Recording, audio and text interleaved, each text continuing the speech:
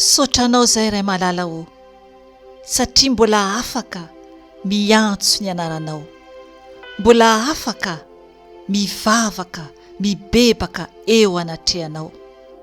Misaotra satria tombonandro ahavelomana mbola omenao anay amin'izao ora sy fotoana izao.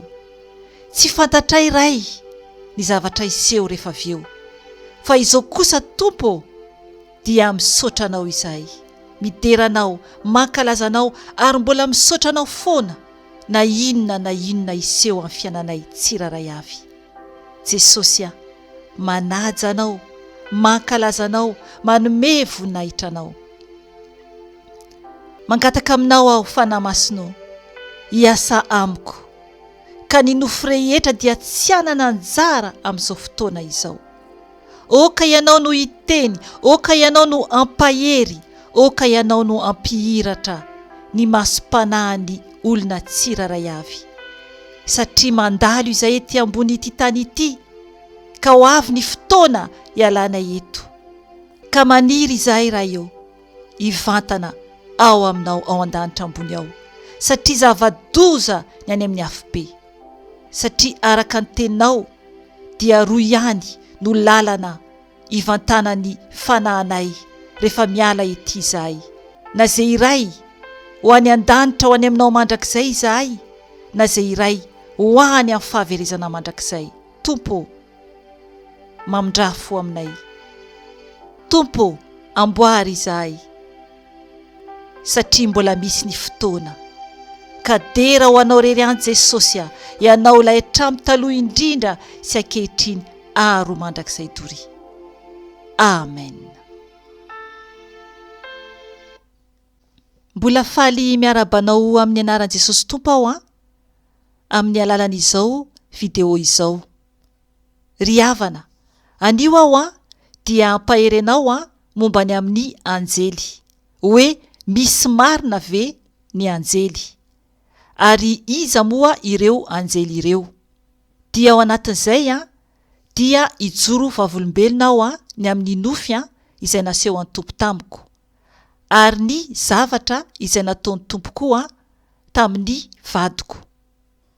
Ry havana, ny anjely dia mpanompon'Andriamanitra, tahaka antsika koa mpanompon'Andriamanitra rehefa tena ao anatin'ny fahamarinana sy ny fahamasinana.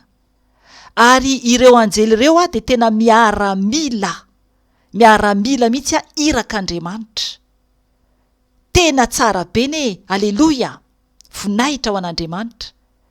Andray tenin'Andriamanitra maromaro isika, izay nomeny fanahy masina ampaherezako anao mba tsy ho reraka ianao, satria indraindray isika mieritreritra hoe tsisy ny anjely, nefa ny anjely dia miaro antsika zanany, miaro antsika zanak'Andriamanitra.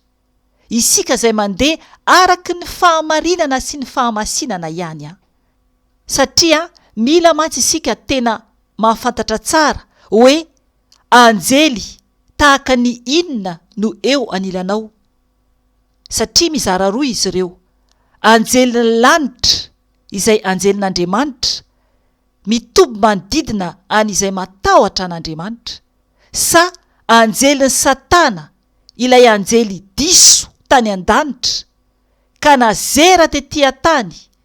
Dia ny anjeliny zany anjely devoly izay mandrava sy manapotika ary mitarika antsika ho any amin'ny elo. Misy roa zany ny karazany, zay iray na anjelin'Andriamanitra no miaro antsika, na zay iray anjelin'ny Satana no andravarava misotona antsika any amin'ny hafobe. Ry havana, andray ten'Andriamanitra isika, ary tsy hamaky ny tantara manontolo ahako, fa hofitiniko, satria amin'izay tsy lava be, satria mbola maromaro ny verse hovakiana, fa miangavy anao ahako, amaky mihitsy ny tenin'Andriamanitra, amaky ireo tantara izay atoro anao eto mba hampahery anao koa. Dia horaisintsika ary ny tantara faharoa, toko 2:30 ny andininy 1:20 ihany. Hovakiko izany amin'ny anaran'i Jesosy Tompo.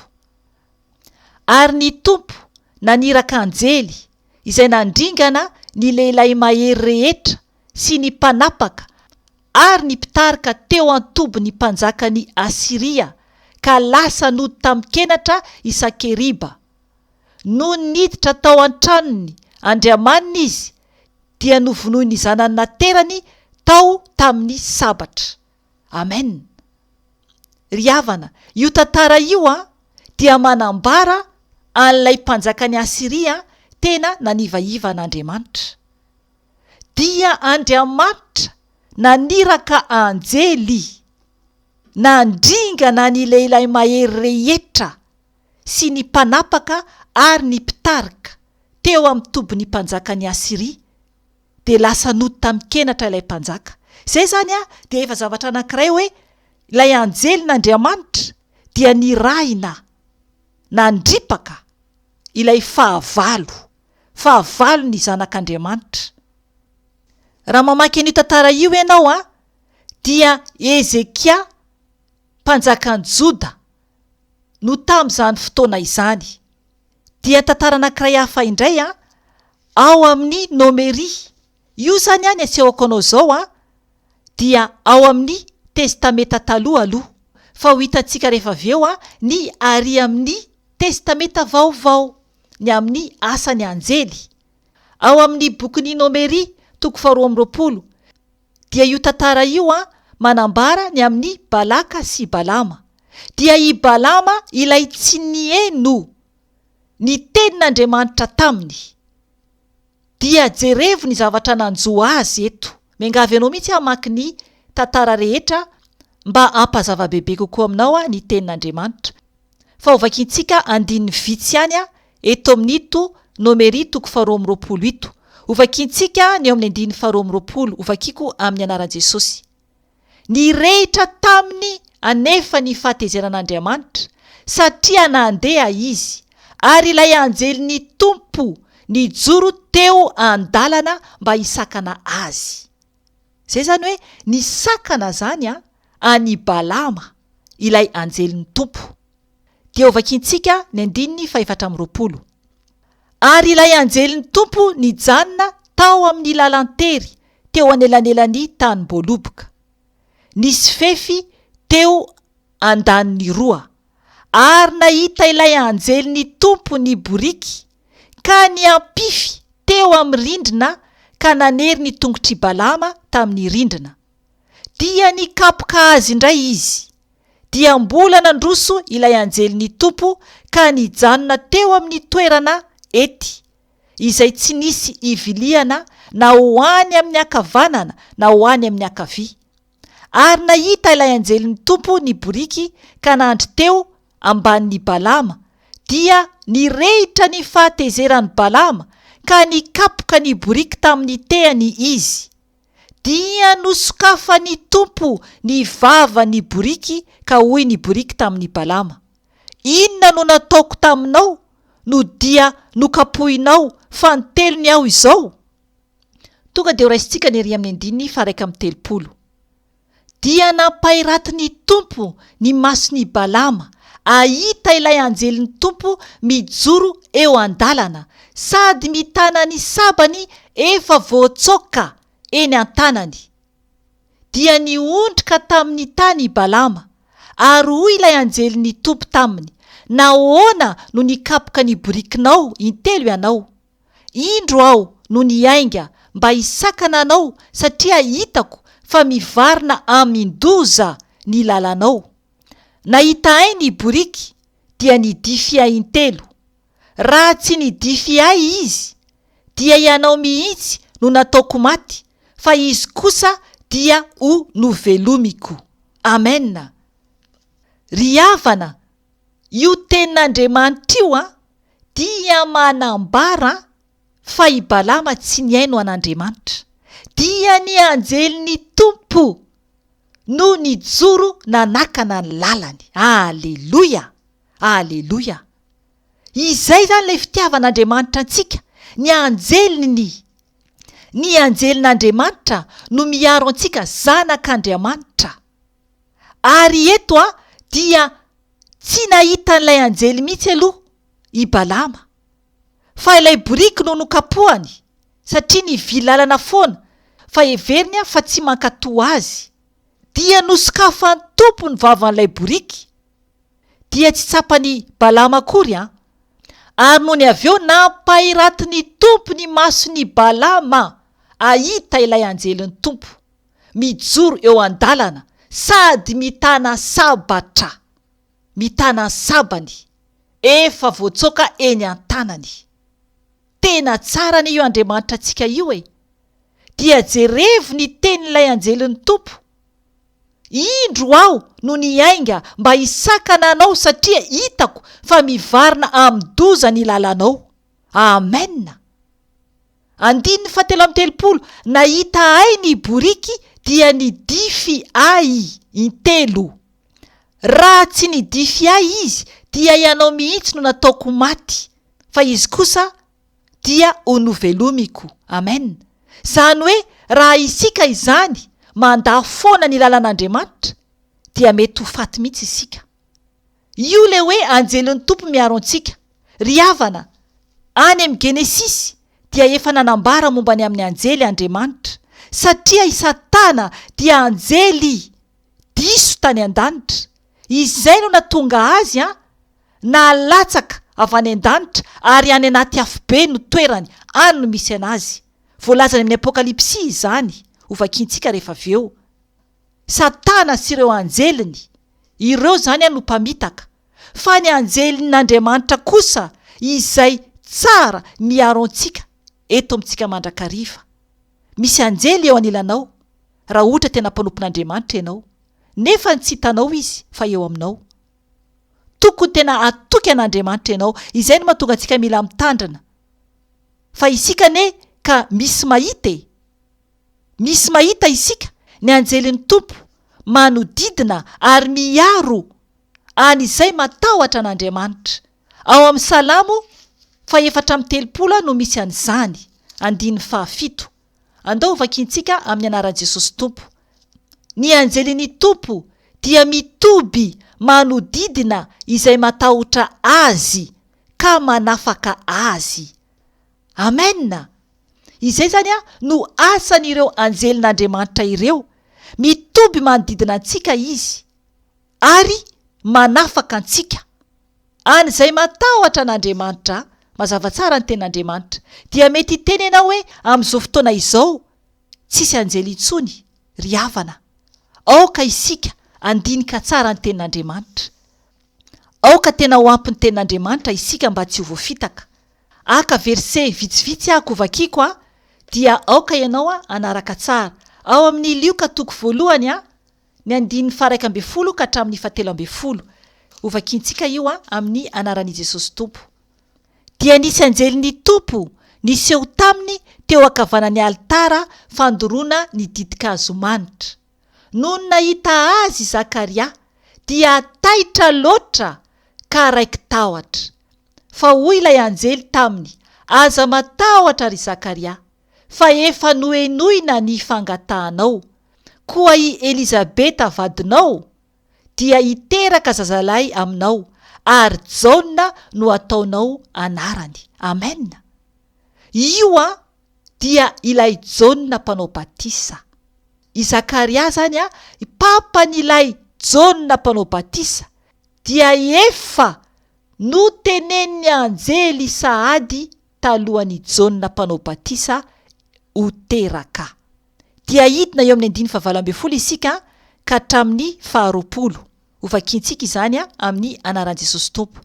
Dia hoy Zakaria tamin'ilay anjely, ahoana no ahafantarako izany? Fa izaho efa antitra ary efa antitra koa ny vadiko. Namaly azy ilay anjely hoe, izaho no Gabriela izay mitsangana eo anatrehan'Andriamanitra ary ny rainy hiteny aminao aho ka anambara aminao izany vaovao mahafaly izany. Koa indro omoana ianao ka tsy ahy miteny, ambara-pahatonga ny andro isehoan'izany zavatra izany. Hovaliny tsy ninoanao ny teniko izay ho tanteraka amin'ny fotoanany. Amen. Zany ry havana, rehefa tsy nino i Zakaria dia nataon'ilay anjely mona izy. Ny anjely dia Andriamanitra mihitsy no miteny amin'ny alalan'ny anjely. Zany hoe misokatra ny vavan'ny anjely fa Andriamanitra no miteny amin'ny alalany. Araka ny teneniny eto amin'ny 9:20. Izao no Gabriela izay mitsangana eo anaty an'Andriamanitra ary ny rainy iteny aminao aho anambara aminao izany vaovao mahafaly izany. Iraka Andriamanitra ny anjely iteny, tenin'Andriamanitra no tenenin'izy ireo, tenin'Andriamanitra avy amin'Andriamanitra no tenenin'izy ireo amintsika. Zay zany ireo Anjelin'Andriamanitra. Dia eo amin'ny 9:20 ka hatramin'ny 1:30. Eto izy dia mitendray amin'ny Maria renin'i Jesosy. Tsara be ny ry havana rehefa tena ao amin'ny tompony itsika. Hovakintsika izany amin'ny anaran'i Jesosy Tompo. Tamin'ny 9 dia nirain'Andriamanitra ny anjely Gabriela ho any an-tanàna iray any Galilea antsoina hoe Nazareta. Ho any amin'ny Virjiny iray izay voafofo ho vadin'ny lehilahy atao hoe Josefa avy tamin'ny taranak'i Davida. Ny anaran'ilay Virjiny dia Maria. No niniditra tao aminy ilay anjely dia niteny hoe arahaba rilay noasoavina ny Tompo mombanao. Taitra loatra izy no niteniny ka nieritreritra izay tokony ho hevitra izany fiarabana izany. Hoy ilay anjely taminy, aza matahotra ry Maria, fa efa nahita fahasoavana tamin'Andriamanitra ianao. Indro itoejaza ianao ka hiteraka zazalahy, ary ny anarany dia ataonao hoe Jesosy. Aleluia! Teo zany ny anjelin'ny Tompo dia mitovy amin'ilay anjely Gabriela. Ry havana, tonga ny anjely niteny tamin'izy ireo, hitan'izy ireo. Zay zany ny asan'ny anjely, iraka Andriamanitra. Saotra ny Tompo isika, midera azy isika ny amin'ny fitiavany antsika, anirany ireo anjely miaro antsika, mitoby manodidina antsika. Dia ao amin'ny asan'ny Apostoly, 10 andiny 1 ka hatramin'ny 4 ihany no vakiantsika. Io tantara io dia manambara ihany koa mbola momba ny anjely. Teto Jesosy efa lasa tany an-danitra. Hovakiantsika io tantara io. Hovakiko amin'ny anaran'i Jesosy Tompo. Nisy lehilahy iray tany Kaisaria. I Kornelio no anarany, ary kapiteny tamin'ny antokony miaramila antsoina hoe Italiana izy. Mpivavaka tsara sady natahotra an'Andriamanitra izy sy ny ankonany rehetra. Ka nanao fiantrana be tamin'ny olona sady nivavaka mandrakariva tamin'Andriamanitra. Ary nahita miariary tamin'ny fahitana izy rehefa tokony ho tamin'ny ora 9 atoandro. Fa indro nisy Anjelin'Andriamanitra niditra tao an-tranony ka niteny taminy hoe ry Kornelio. Nony nibanjina azy izy dia raiky tahotra ka niteny hoe ahoana tompoko. Dia niteny taminy indray ilay anjely hoe nivavaka ataonao sy ny fiantranao dia efa tafakatra ho fampatsiarovana eo anatrehan'Andriamanitra. Amen. Aleluia! Enin'Andriamanitra izany nivavaka antsika rehefa mivavaka ao anatin'ny fahamasinana sy ny fahamarinana isika, satria tenin'Andriamanitra io amin'ny 2 fa mpivavaka tsara sady natahotra an'Andriamanitra izy sy ny ankonany rehetra. Ary koa nanao fiantrana be tamin'ny olona sady nivavaka mandrakariva tamin'Andriamanitra. Aleluia! Tsara ny Tompo ry havana. Mbola misy ihany koa ao amin'ny asan'ny Apostoly 12 koa. Tsy hovakiko manontolo izy io, fa oka ianao ny hamaky azy. I Petera tao an-trano maizina dia ny anjelin'ny Tompo tonga teo anafaka ny Petera tao an-trano maizina. Zany hoe mbola mahita anjely tsika amin'izao. Oka isika ino n'Andriamanitra. Asan'ny Apostoly 2:20 andiny fafitoany no vakiko amin'n'anarana Jesosy Tompo. Ary indro nisy anjelin'ny Tompo tonga teo sady nisy mazava namirapiratra tao an-trano. Ary nanohina nitezan'i Petera ilay anjely ka namoa azy ka niteny hoe mitsangana aingana. Dia niala tamin'ny tanany ny gadra. Amen. Ry havana, ny anjelin'ny Tompo dia eo amintsika mandrakariva. Ary eo amin'ny Korintiana Voalohany 9 ny andininy 7 dia mametraka fantanina amintsika ny tenin'Andriamanitra hoe tsy fantatrareo fa hitsara anjely isika, maika fa izay zavatra momba izao fiainana izao. Amen. Zany hoe isika izany hitsara anjely. Mendrika hitsara anjely ve isika? Ahoana ny toe-panahintsika eo anatin'Andriamanitra amin'izao ora sy fotoana izao? Aoka isika ametra-panontaniana, mendrika ve isika? Raha ny fahalebiazan'ny anjelin'Andriamanitra dia mendrika hitsara anjely ve isika tompoko? Eo amin'ny Korintiana Voalohany 1 ihany, andiny 9 ka hatramin'ny 20. Mivaky toy izao amin'ny anaran'i Jesosy, ahoana ary? Moa tsy fantatrareo fa ny tenanareo dia tempolon'ny fanahy masina izay ao anatinareo sady efa azonareo tamin'Andriamanitra. Koa tsy tompon'ny tenanareo ianareo, fa olom-boavidy ianareo, koa mankalaza an'Andriamanitra amin'ny tenanareo. Amen. Tsy maintsy zany isika homendrika ary tena mahatsapa tokoa hoe olona efa novidin'Andriamanitra tamin'ny rany Jesosy zanany dia tsy tompon'ny tenantsika ntsony isika. Zay isika vao mendrika hitsara anjely araka ny tenin'Andriamanitra eto. Ry havana, mila isika mitandrina satria Satana ilay fahavalo araka ny teneniko tery aloha dia izy no anjely desu, izy no anjely diso ary mamitaka izao tontolo izao. Ao amin'ny Joda moa zany dia voalohany ihany satria raha ihany mantsy ny Joda alohan'ny Apokalipsy. Dia ao amin'ny Joda andiny 9 dia mivaky toy izao amin'ny anaran'i Jesosy, ary ny anjely izay tsy nitana ny anjara fanampahany fa nandao ny fonenany dia noazoniny amin'ny fatorana mandrakizay ao amin'ny maizina ho amin'ny andro fitsarana lehibe. Amen. Io ry havana, ilay Satana, io ilay any ambany any amin'ny afobe. Ary ny fanahany io ilay manjaka eto ambonin'ny tany, io ilay mamitaka Satana sy ireo anjeliny, io ilay Lucifera. Ary io ilay voalaza koa amin'ny Apokalipsy 2:20. Andao vakintsika io. Apokalipsy 2:20 ny andiny 7 ka hatramin'ny 7 ihany no vakintsika. Ho vakiko izany amin'ny anaran'i Jesosy Tompo. Ary nisy ady tany an-danitra, i Mikaela sy ny anjeliny dia niady tamin'ilay dragona, ary niady ilay dragona mban'ny anjeliny. Nefa tsy naharesy sady tsy nisy toerana ho azy intsony tany an-danitra. Ary nazera ilay dragona lehibe dia ilay mena rana tranainy izay atao hoe devoly sy Satana, izay mamitaka izao tontolo izao. Nazera tamin'ny tany izy, ary ny anjeliny koa dia niaraka nazera taminy. Amen. Io ilay lazaiko teo hoe ny anjelin'ny Satana ve ny eo Anilanao sa ny anjelin'Andriamanitra?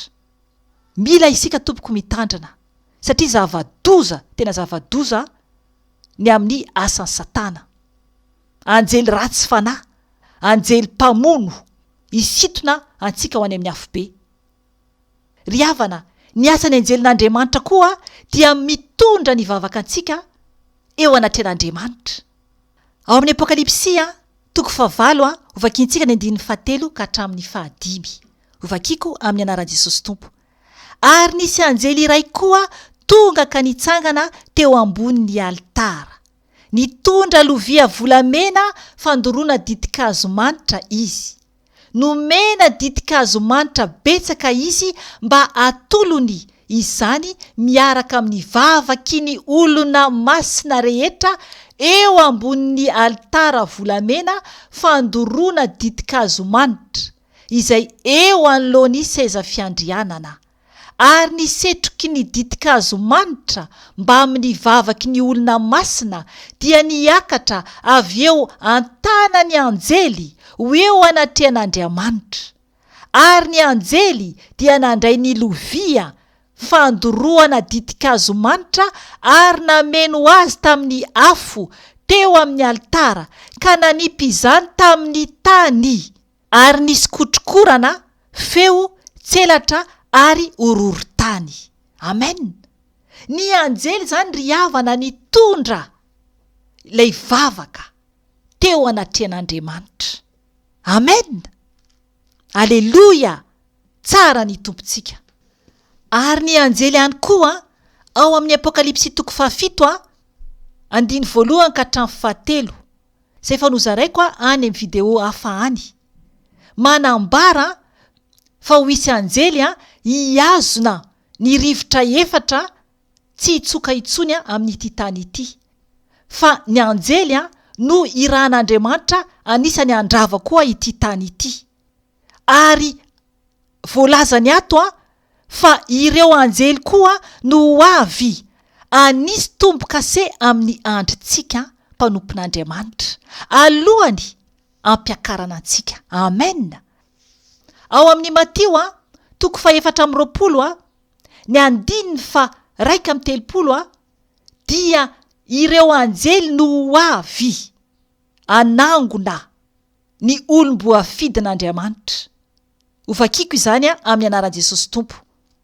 Matio 4:20 Ary aniraka ny anjeliny izy miaraka amin'ny feon'ny trompetra mafy, ary izy ireo dia anangona ny olom-boafidiny avy amin'ny vazantany 4 hatramin'ny faharavodilanitra rehetra. Amen. Ry havana, ny anjely zany no anangona antsika hiakatra ho any an-danitra, hitondra antsika ho any an-danitra. Ary ao amin'ny Apokalipsy verset farany nomeko dia ny anjely dia manambara ny ten'Andriamanitra dia misy nitovizany amintsika. Apokalipsy 2:20 ka hatramin'ny 7. Ovakiko amin'ny anaran'i Jesosy Tompo. Izao Jona no nandre sy nahita ireo zavatra ireo. Rehefa nandre sy nahita aho dia niankohaka hivavaka teo anoloan'ny tongotry ilay anjely naneo ahy ireo zavatra ireo. Kanefa hoy izy tamiko, tandremo, aza manao izao, fa mpanompo namanao ihany aho, sady naman'ny mpaminany rahalainao sy izay mitandrina ny teny amin'ity boky ity. Andriamanitra ihany no ivavao. Amen. Ry havana, ny anjely dia mpanompo namantsika ihany. Tsy azo ataontsika ny miankohaka eo anatrehan'ny anjely, fa Andriamanitra ihany no iankofantsika. Izay no mahafetsy an'i Satana, satria izy ilay mpandainga ary mpamitaka te aka ny plasin'Andriamanitra, dia niezaka namitaka an' Jesosy nefa tsy nahavoa, ary nasany teny hoe omeko anao izao rehetra izao raha miankohaka eo anatrehako ianao. Ao amin'ny Matio 4 izany, afaka vakianao io tantara io. Fa izy tsy nahavoa satria Jesosy ilay Andriamanitra, ilay zanak'Andriamanitra. Ry havana, ny anjely dia namantsika ary ny anjely miaro antsika. Oka isika hijoro tsara mba ho masina, mba tena ho mendrika tokoa, satria ny anjely mitoby manodidina izay matahotra azy ka miaro azy. Hijoro vavolombelona ako, ka hitantara ny nofia izay naseho an-tompo tamiko ako. Tamin'ny zoma 20 ny volana fevria, hifoany asabotsy 7 ny fevria 2022, tamin'ity taona ity zany dia nanofy aho ry havana raha natory indray alina.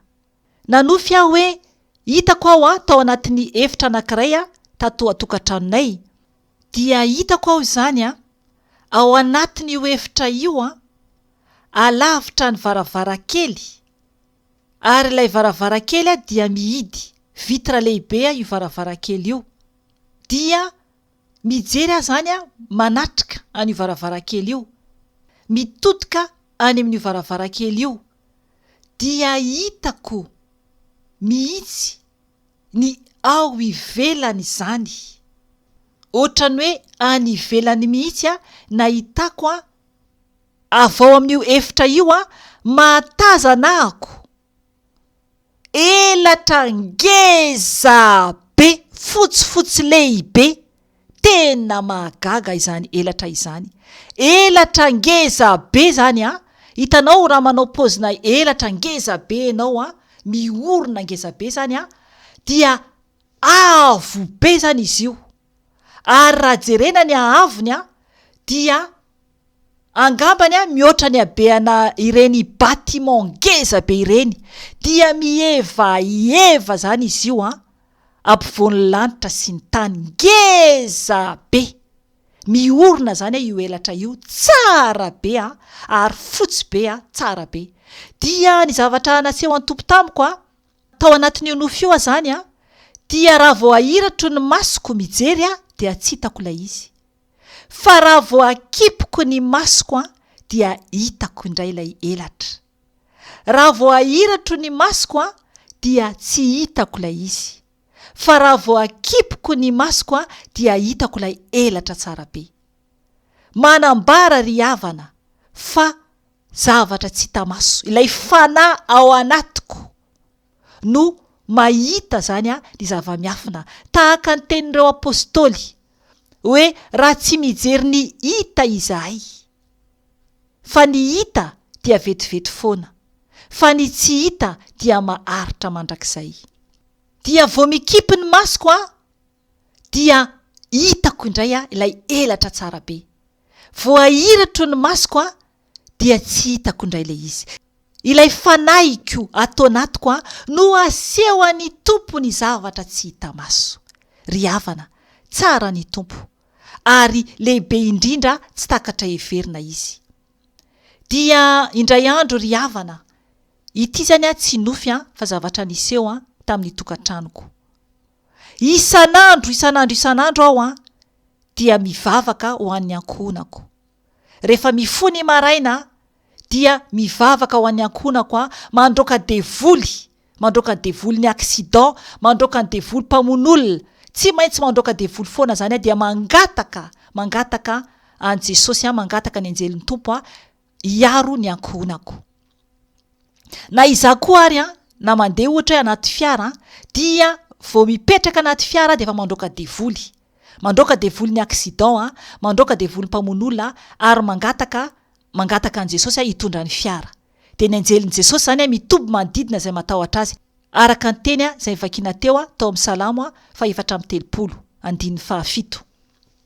Ry havana, indray andro nandeha niasa ny vadiko, dia noho ny efa nandeha izy nisy tômôbila iray avy amin'ny côté ilany fandona taminy, ary tena grave be ilay accident satria ny varavaran'ny fiaran'ny vadiko eo amin'ny côté an'izy mitondra zany sy na le devant misy le pneu an'izy mitondra iny tena pempo tanteraka mihitsy zany le varavarana nitsofoka misy anazy amin'ny volant. Dia le pneu amin'ny côté iny koa zany tena hoe nivoaka mihitsy zany le pneu, ary ilay airbag le gonflable le eo anoloan'ny chauffeur nivoaka ny aron'ny vadiko. Dia izy tsy tafavoaka avy amin'ny varavarany fiarany zany, fa tsy maintsy nivoaka avy amin'ny ilany, amin'ny misy ny olona hoentina zany no nivoahany, satria pempo be zany amin'iny le misy anazy iny. Dia ny zavatra hafa koa zany potika zany teo aloha teo.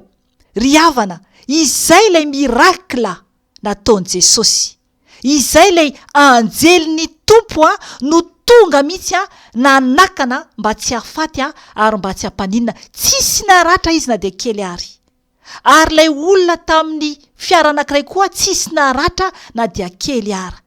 Nefany ny vitesiny dia tena mafy ny nitondrasan'ny fiara tamin'io hoy izy tamiko. Dia isaorana ny Tompo satria izay ilay vavaka, ny Anjelin'I Tompo no niditra an-tsehatra niaro azy, satria ny vavaka, fandroana devoly sy ny fangatahana ny fiarovan'ny Tompo, izay no natonga ny Anjelin'I Tompo tonga niaro sy nanafitra ny vadiko sy ilay olona tamin'ny ilany fandona taminy. Ilay fiara dia tsy afaka noentina intsony, fa ny camion mpandroaka tomobila amin'ny accident no tonga nakan'ilay fiara tany amin'ny toerana nisy accident. Izay ilay fiarovan'Andriamanitra antsika. Ny anjelin'ny Tompo miaro antsika ary manodidina antsika izay zanak'Andriamanitra mandeha marina araka ny fahamarinana sy ny fahamasinana. Andriamanitra dia tsy tia ota. Andriamanitra dia tsy tia ratsy. Fa raha ohatra ka mbola miaina ao anatin'ny ota isika sy faharatsiana, dia aoka ho fantatrao fa ny anjelin'ny Satana no eo anilanao, mampanotanao, mampanao ratsy anao, ary miandry anao hoentiny any amin'ny afobenao rehefa afaka ny fofinainao. Fa kosa raha miaina ao anatin'ny fahamarinana sy ny fahamasinana ianao, dia ny fanahin'ny tompony ao anatinao, ny anjelin'ny Tompo manodidina anao, ka rehefa tonga ny fotoana ialanao ety, dia ny anjelin'ny Tompo no hitondra anao hiakatra ho any an-danitra. Voninahitra ho an'Andriamanitra irery any, ary fiadanana ho an'ny olona izay ankasitrahany irery any. Amen.